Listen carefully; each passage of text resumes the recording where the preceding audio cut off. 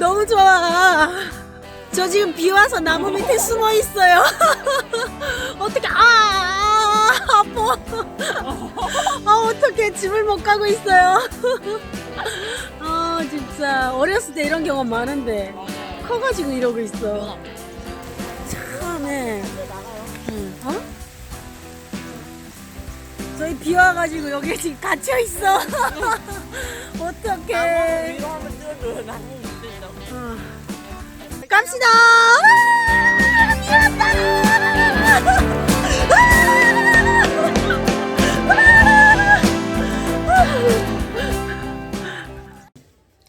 안녕하세요. 예, 안녕하세요. 오늘부터 저희 가족 탈북 스토리를 얘기하려고 하는데요.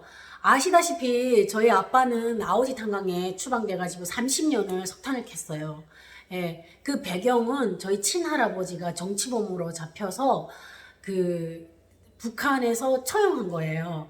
그래서 아빠는 할머니랑 할머니랑 이 아오지 탄광에서 살면서 저희 어머니를 만나서 저희 사남매가 태어난 거죠. 그래서 아빠는 어려서부터 저희를 데리고 언젠가는 남한으로 가야지 그런 마음을 항상 갖고 있었는데 저희가 너무 어리잖아요. 그래서 크기를 기다렸었나 봐요.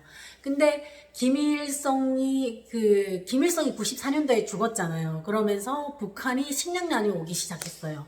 근데 전부터 저희 집은 다르게 저희 아빠가 항상 김일성 욕하고 막 이래가지고 저희도 막 아빠랑 하는 대화가 아빠 언젠가는 김일성이 죽겠지? 뭐 김일성이 죽으면 통일되는 거야?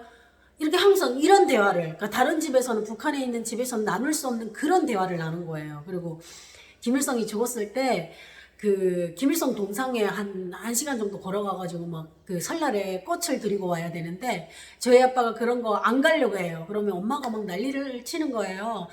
보이지더니 당신 왔나 안 왔나 보고 야 잡혀갈 수 있다. 가가지고 빨리 꽃 드리고 오라 이러면 아빠가 새벽에 그놈의 김일성은 죽어서까지도 나를 괴롭혀 이러는 거예요. 그럼 엄마가 저거 다른 사람들이 듣고 우리 집안 싹 그냥 잡혀가게 한다고 막 이러면서 아빠랑 막 싸우고 그랬어요. 그러니까 그런 거를 항상 듣고 자라니까 아빠가 탈북을 하자고 해도 저희는 뭐 그렇게 반대를 하거나 그러진 않았어요. 결국 97년도에 아빠가 여기 있으면 굶어 죽거나 아니면 탈북하다가 만약에 잡혀서 죽거나 그냥 똑같아 탈북하자 이래가지고 저희가 탈북을 결심한 거예요. 그래서 97년 2월에 2월 25일 날 밤에 탈북을 하려고 지금 준비를 했거든요. 근데 아빠가 그 전에 사전조사를 다 한 거예요. 거기 두만강 경비대 군인이랑 이렇게 친해져가지고 언제 몇 시에 교대하면서 비는 시간을 알아낸 거예요. 아침에 그냥 평상시 그대로 저희가 학교를 보내더라고요, 아빠가. 그때 잠시 저도 뭐 학교 잠깐 다녔었거든요. 근데 갈 때 아빠가 그랬어요. 너희가 돌아오지 않으면 아빠는 그냥 두고 떠날 거다. 이렇게 한 거예요. 그러니까 여동생이랑 남동생이 학교에 가가지고 있다가 엄마 아빠가 떠나면 우리는 어떻게 살아요? 그러니까 무섭지만 집으로 돌아간 거예요.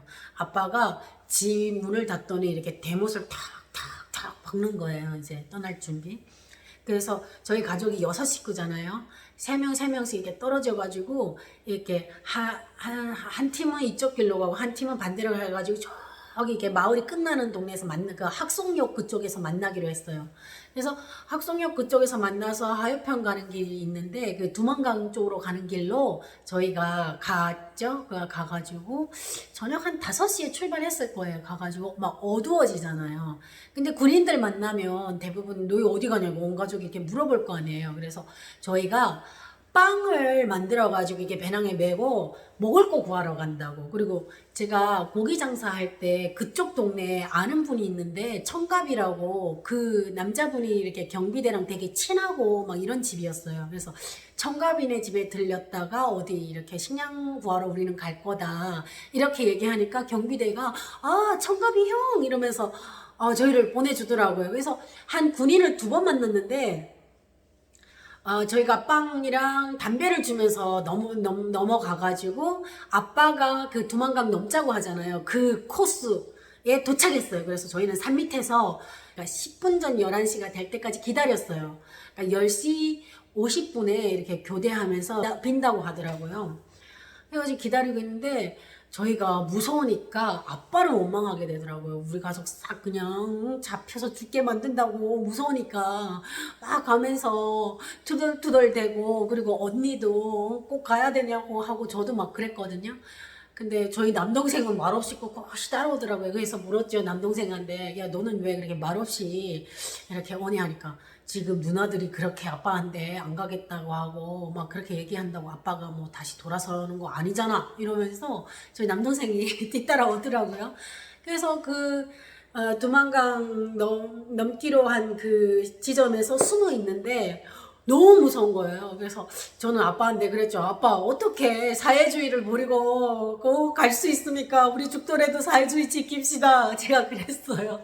그랬더니 저희 여동생이 아빠, 어떻게 장군님을 배신하고 갈 수 있어요? 나 장군님 초상화 가져갈래. 이렇게 얘기하는 거예요. 어려서부터 집안에서 교육은 받았지만 학교나 아니면 유치원 이때부터 세뇌 교육을 받잖아요. 어쩔 수 없는 거예요. 그러니까 아빠가 내가 너희들한테 뭐라고 말해도 니네는 지금 못 알아듣는다고 이러는 거예요.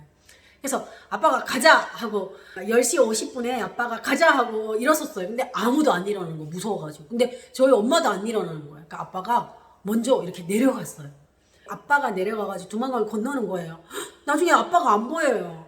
그러니까 엄마가 탁 일어나더니 나는 아빠 없이 못 산다. 가자 이러는 거예요. 그래가지고 저희 사남매랑 엄마랑 우르르 내려갔죠. 그래서 강둑에 내려가가지고 가려고 하는데 저희 엄마가 이제 언제 돌아올지 모르는 고향 땅이니까 절하고 가자는 거예요. 그래서 저는 또 열심히 이렇게 절을 했죠. 절을 하고 일어났는데 엄마랑 언니랑 그 여동생 남동생 이 4명은 이렇게 그냥 인사서 이렇게 인사만 하고 저쪽으로 지금 가고 있는 거예요. 두만강 뛰어가고 있는 거예요. 그래서 전절하고 일어나서 엄마야 하고 막 달려갔죠. 달려가가지고 두만강을 건넜어요. 네. 그러니까 진짜 저희는 하늘이 도왔는 게 그때 이렇게 달이 이렇게 하얗게 떴거든요. 근데 달이 잠시 이렇게 구름에 가려져가지고 아무것도 안 보였어요. 그래가지고 막 뛰어가지고 중국 쪽으로 넘어가가지고 딱 이렇게 넘어가가지고 서니까 이렇게 달빛이 다시 비치더라고요.